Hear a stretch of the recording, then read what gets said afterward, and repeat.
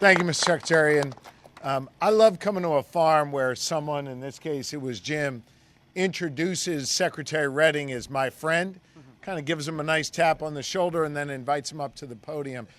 Farmers have never had a better friend than Secretary Russell Redding. He's done incredible service for this Commonwealth for so many years.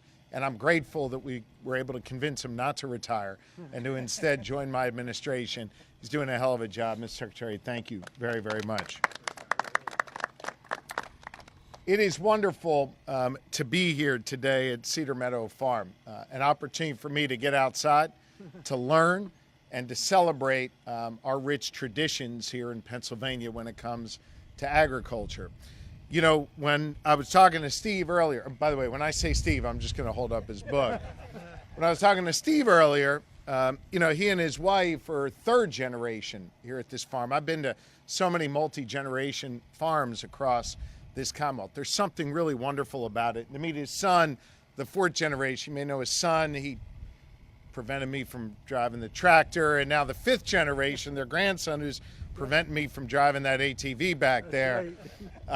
But to see these multi-generational farms is a great reminder of the wonderful heritage and tradition that agriculture plays in Pennsylvania. And while it's important to always remember our heritage, to me as your governor, I'm focused on our future. And the future of our economy in Pennsylvania runs directly through farms like this, runs directly through the incredible innovation that's happening here at this farm and others across Pennsylvania. Let me put a finer point on that. You know, as your governor, I created, really for the first time in over 20 years, our Commonwealth's economic development strategy. We haven't had one in a long time. An economic development strategy that for the first time relies on what's happening here in the agriculture sector, what's happening here in our farms. No longer should economic development and the conversations around it just be limited to our big cities and our sprawling suburban office parks. It has to have a focus right here in ag. It employs 600,000 of our fellow Pennsylvanians, contributes $132 billion to our state's economy. Frankly, it would be stupid not to focus on ag when we think about our future.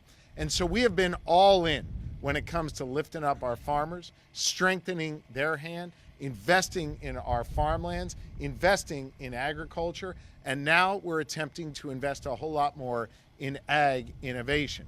That tractor that your son was driving here, that's an example of ag innovation, an example of being able to create the crops on the ground that allow us, or the cover on the ground that allow us to grow crops that are healthier, allow us to grow more abundant of crops, and allow us to get more product out to market in a safe, responsible way, putting more money into the pockets of our farmers and making them the center of the focus, not just of ag, but of the innovation we need to do in order to be more competitive. We've got the best farmers in the nation. They need to have a stronger platform to stand on, and they need to be able to get their product out to market more effectively and efficiently. And that's where Secretary Russell Redding and I come in. We're trying to make meaningful investments in this budget, common sense investments in this budget to promote farming and ag across Pennsylvania so that we can look at a farm like this and celebrate the fact that it's third, fourth, and fifth generation, but not have to worry about what the sixth, seventh, and eighth look like. And I mean this with all due respect to Steve. We want the sixth, seventh, and eighth generation to look even better than the second, third, and fourth. That's the whole idea behind this investment. Now listen, I'm literally the only governor in the entire country with a divided legislature. Think about that for a second. I got a Senate led by Republicans, House led by Democrats. So for us to get anything done, we need to have Democrats and Republicans support it. And you know what else we got to do? We got to compromise. And you know what? Compromise is okay. I realize in our hyperpolarized political times that some people view that word as a negative. I view compromise as essential to making progress in this Commonwealth, for us to be more competitive in this Commonwealth. And so when you look at ag, it's not only common sense, but it's actually been an area where we've been able to find that common ground, where we've been able to compromise. This Ag Innovation Fund that we're talking about adding over $10 million into. You heard the secretary talk about it. You heard Steve talk about it, Jim talk about it. It received bipartisan support in the Ag Committee in the House. It'll come through the House with bipartisan support and go over to the Senate.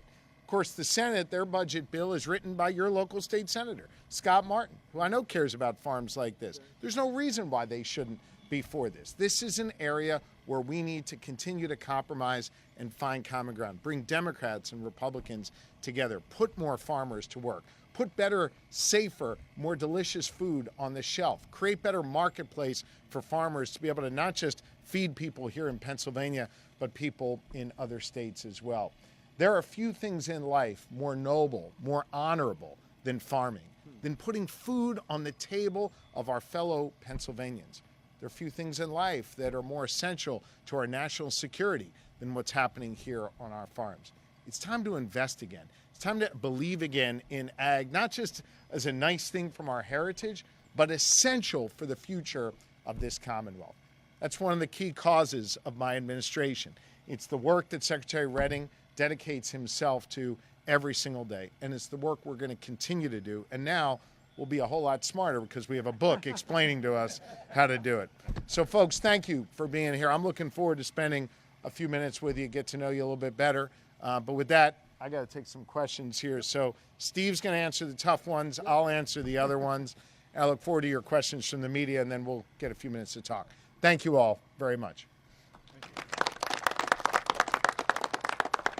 Anybody in the media have anything? Yep. Hi. Is there a backup plan if this money doesn't end up in the budget to make sure that we can still fund these innovative projects? I'm not focused on backup plans. I'm focused on getting it done, and it just passed through the House with a bipartisan vote. I believe this is common sense. The Senate should take this up and pass it on a bipartisan basis, and we're going to fight to make sure it's part of a final package. Yeah. In the bill, there's some language about some climate mitigation opportunities. Having a little hard time hearing you. Can you speak up?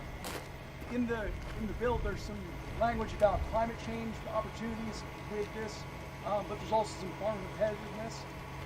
What's your goal? What are you thinking? Where does climate play and where does farm competitiveness? All the above. Look, I mean, these guys are having, and Steve, you should address this, just by virtue of how they're farming, they're having a positive impact on climate. Look, I have always said that climate isn't something that has to live apart from the work we're doing. It can be incorporated into it. And when you're incorporating it into your work, it doesn't have to cost more. It doesn't have to be laborious. It can just be part of the work that goes on every day. Listen, I talk to farmers all the time.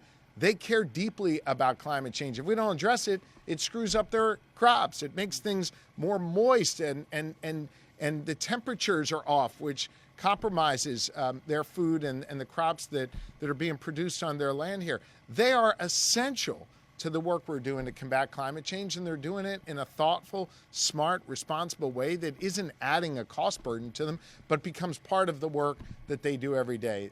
Farmers are essential to combating the climate crisis. They know that, and we appreciate their work there. Steve, anything you want to add to that?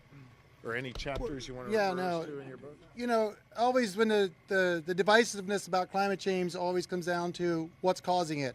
Well, in the context of here, so we all can agree, it doesn't really matter because what we're doing here helps to fix everything. The cover crops, taking CO2 out of the atmosphere, putting it in the soil. That builds carbon in the soil. That also mitigates the variability from dry weather or wet weather. So all these things that we're doing here are helpful, not just to the climate, if you will, but they're also helpful for us as farmers. So it's kind of like, this is the way to go. This is the future. And using, regenerative agriculture principles here, whether you're growing hemp, corn, soybeans, or whatever, is going to be able to make a difference in the future, in the climate and everything down from that. I just want you to make sure you hear that word regenerative over and over and over again.